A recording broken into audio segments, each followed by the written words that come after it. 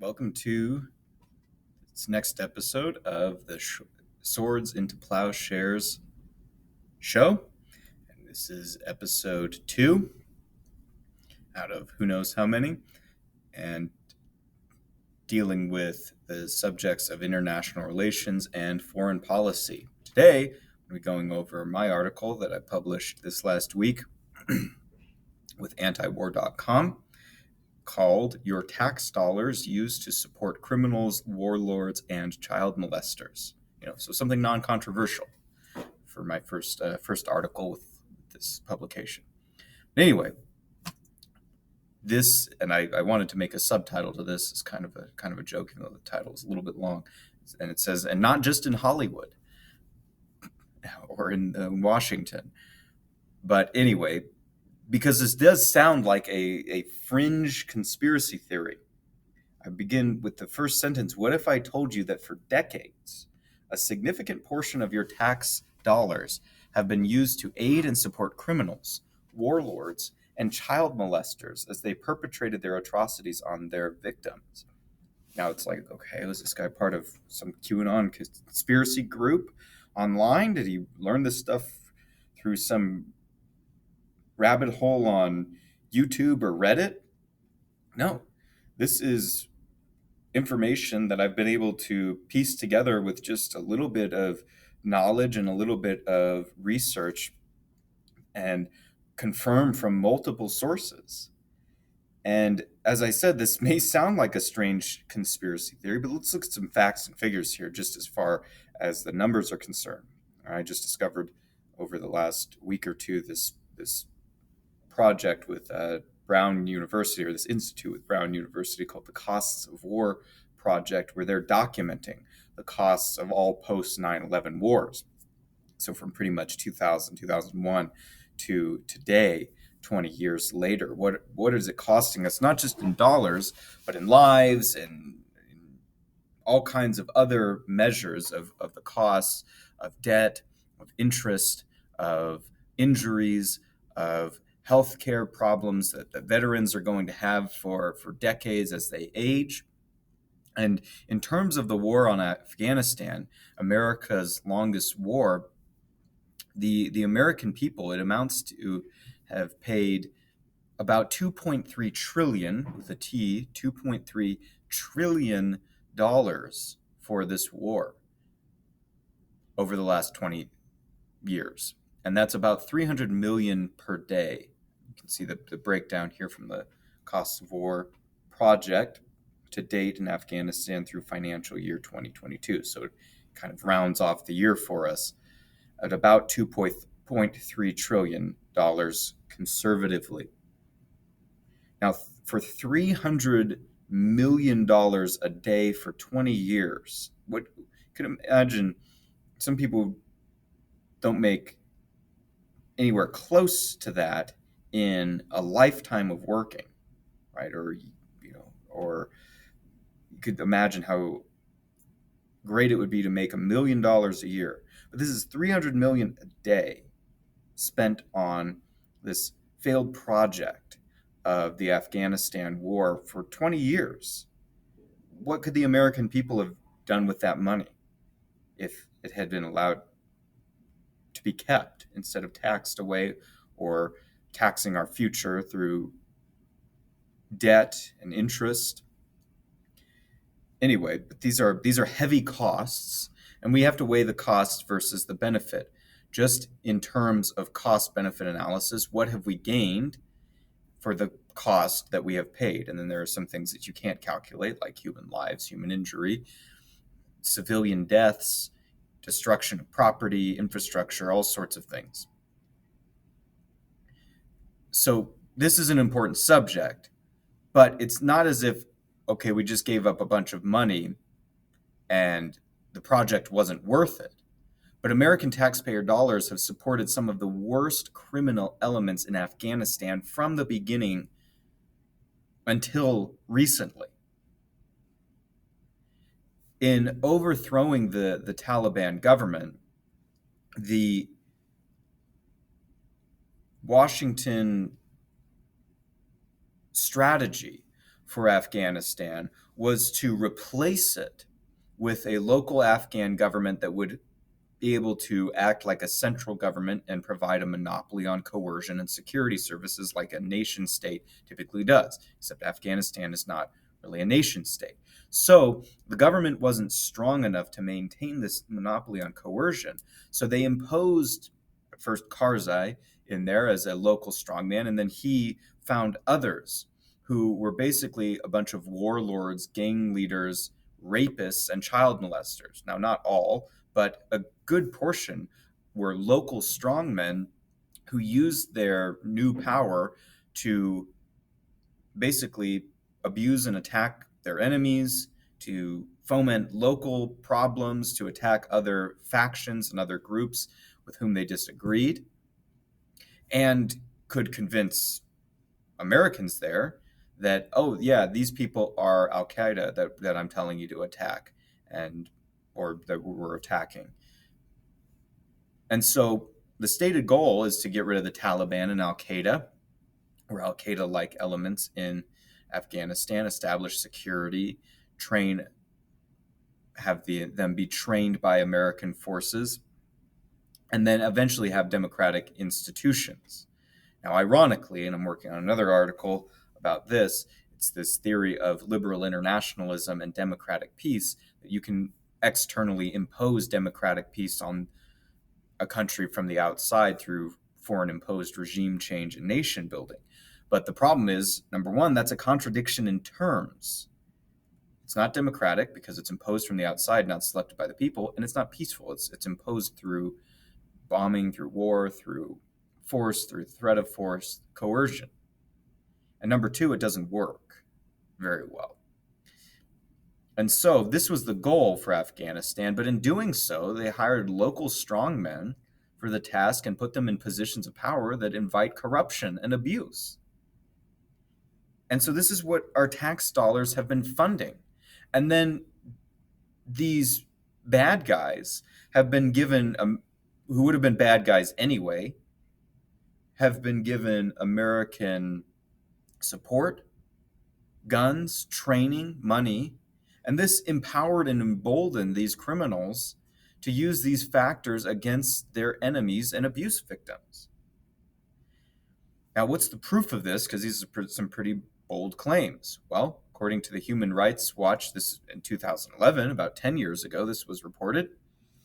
In 2011, four armed ALP, Afghan local police members in Baghlan, abducted a 13-year-old boy on his way home from the bazaar and took him to the house of an ALP sub-commander where he was gang raped. Okay, so this is a serious, irreversible crime to happen to anyone anywhere in the world.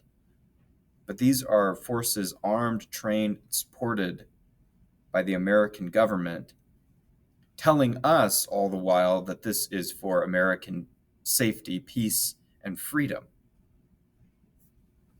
Human Rights Watch went on and says communities are being asked to make a choice. You are either with us or against us, but for many Afghan communities, the choice is not binary.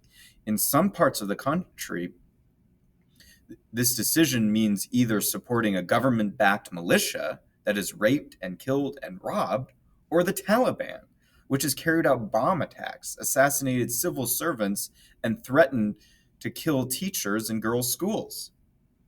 So this is a terrible selection of options that any person would be in a terrible position to have to choose. But the American government has chosen one side and empowered them against the other. But not just against the Taliban and other bad guys. It'd be one thing if somehow they were just having the bad guys fight the other bad guys and using them. But these bad guys that they're funding and the side that they have chosen take that training, those guns, that support, that money, and that empowers them and emboldens them even more to abuse, extort, harm other people that are innocent people in this fight. This is an incalculable and often hidden cost of this war. that can't be put in terms of dollars or even in terms of human lives.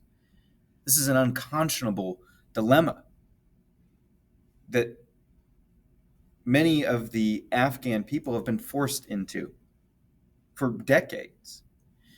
And it would be bad enough if this type of choice existed anywhere in the world. But the fact that your tax dollars and mine have funded and supported one side and thereby supported their abuses indirectly means that we paid for that.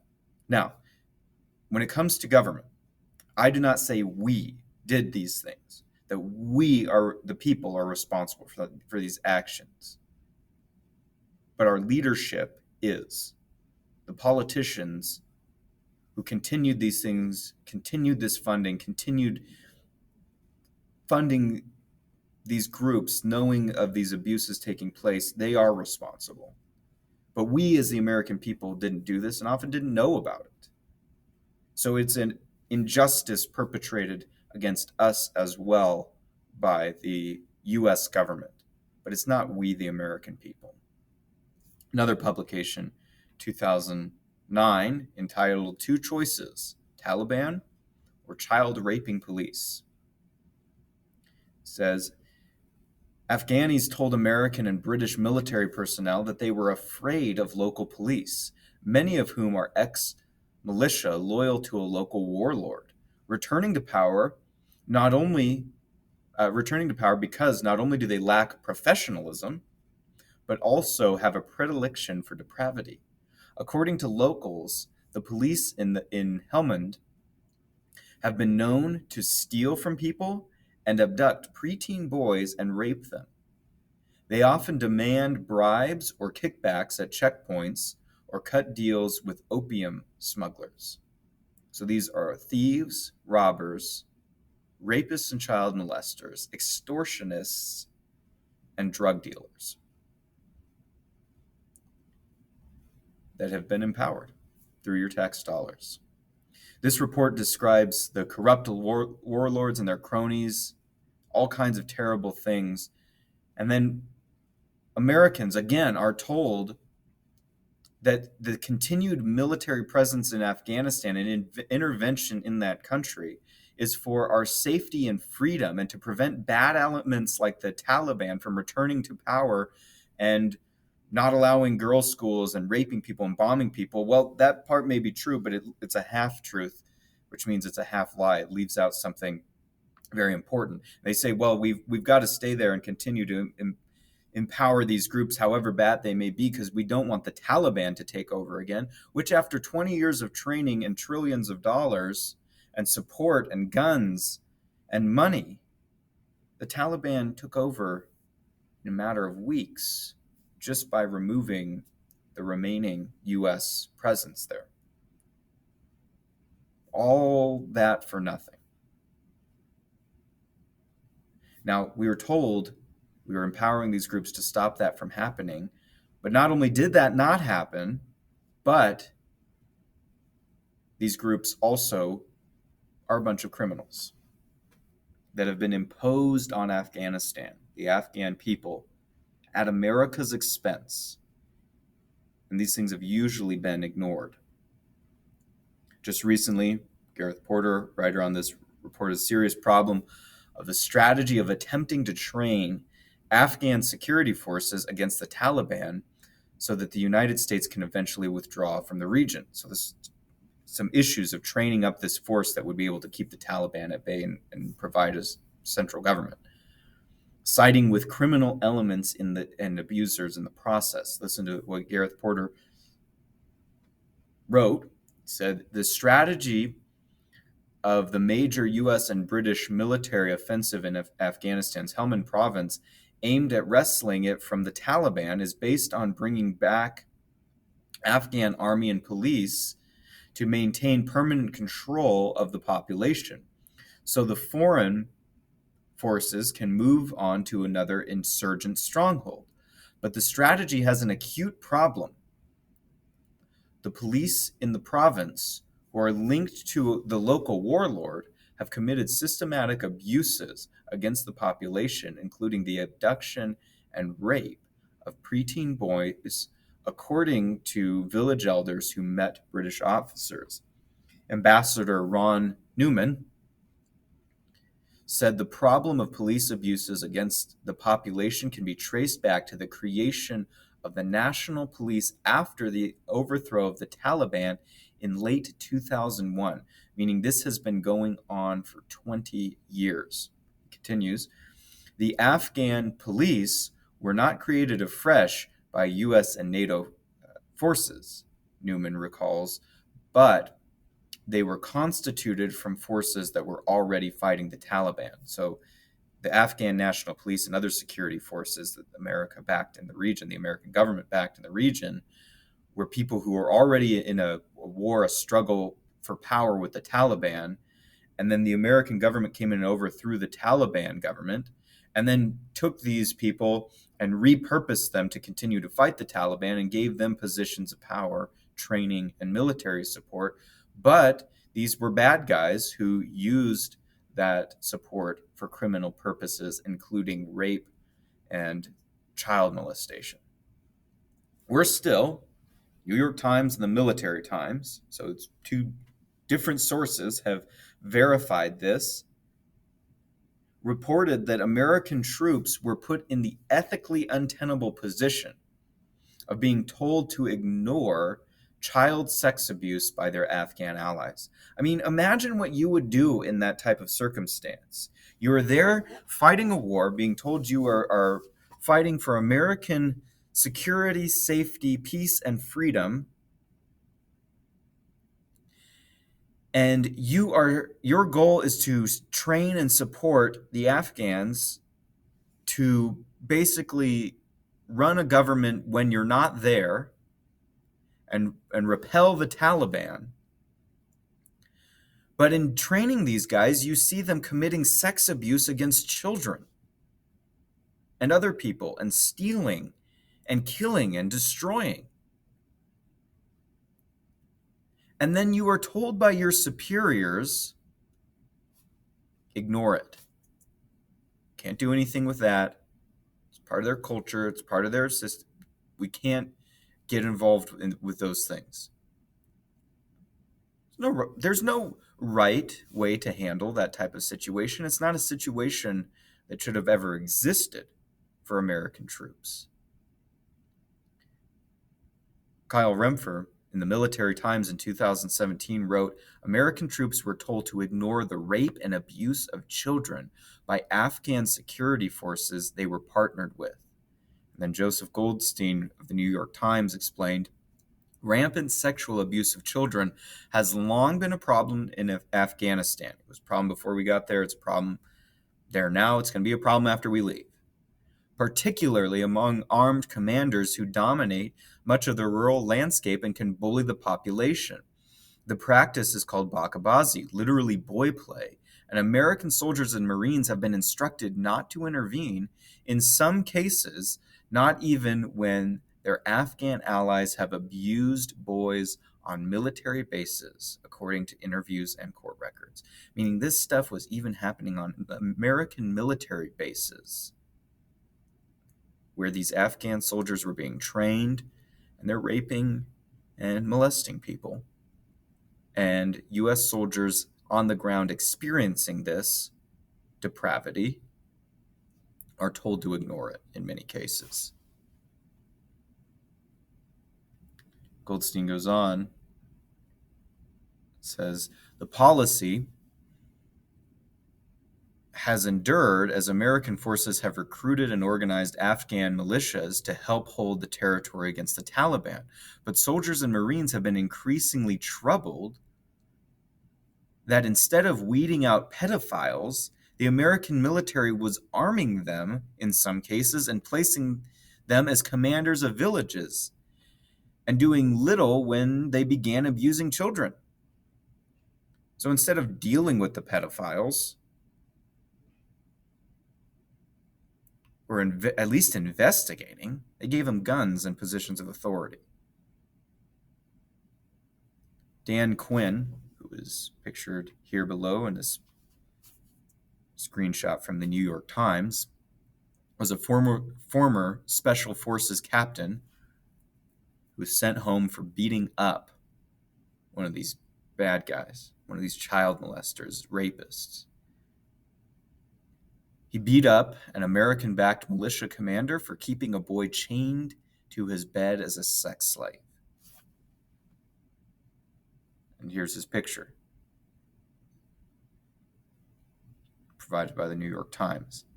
Dan Quinn basically explained in a personal conversation with his father, who spoke to Joseph Goldstein of the New York Times and relayed this conversation. He said, "The reason we were here is because we heard the terrible things the Taliban were doing to people, how they were taking away human rights. But we were putting people into power who would do things that were worse than the Taliban did." That was something the village elders voiced to me. This is a terrible decision to have to make. Empowering people who destroy human rights in an effort to repel people known for destroying human rights. These are the type of contradictions these type of foreign interventions invite. They are not democratic, they're not peaceful, they're illiberal, they're destructive, and they end up having us support and pay money for the things that we say we are there to fight. American servicemen, by the way, have also died as a result of this policy. Because think of this situation. Now imagine you have a friend, know someone, related to someone who's in the military in Afghanistan, serving their time in the U.S. military. And they believe they're there for American peace, safety, and freedom.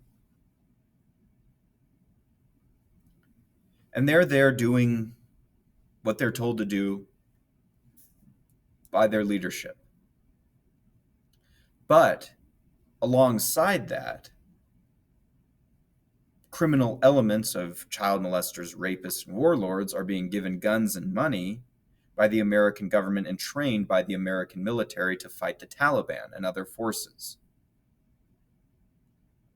But these forces are kidnapping and raping and molesting people, boys in most cases, even doing so on American military bases. And imagine what these victims of abuse must be thinking.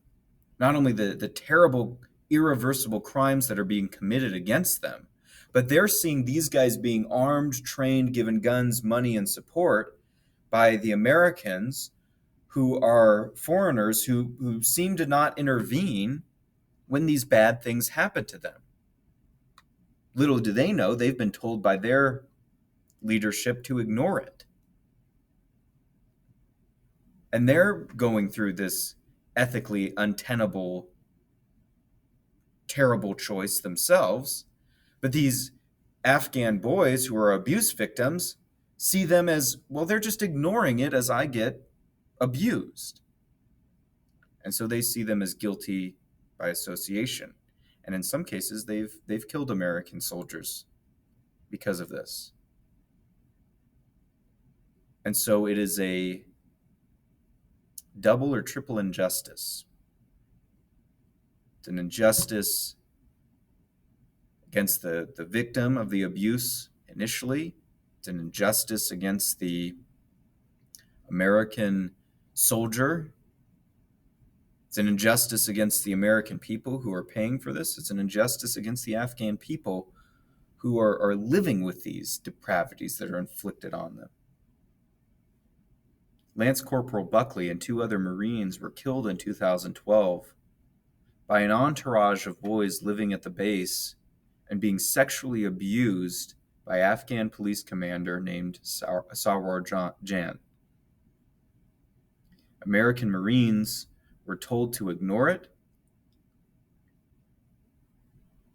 but ignoring it did not save them from the abuse victims seeing them as guilty by association and killing them. And that's partially what we've paid for. Now, it would be bad enough here in conclusion if the taxpayer dollars were just wasted on a failed project. That to me is something for which politicians and political elites should have to answer for. Wasting trillions of American dollars, $300 million a day for 20 years on this failed project. You could look at pork barrel spending and all these failed or unfinished projects that the government spends on through Congress. And that is ridiculous as well. But it's not as if our money was just wasted. But tax dollars instead supported what I've just described.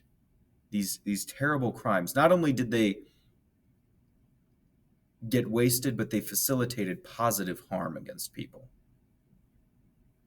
And while being told this war effort is ultimately to bring safety, peace, and justice, the unintended consequence is that the U.S. government has armed, supported, funded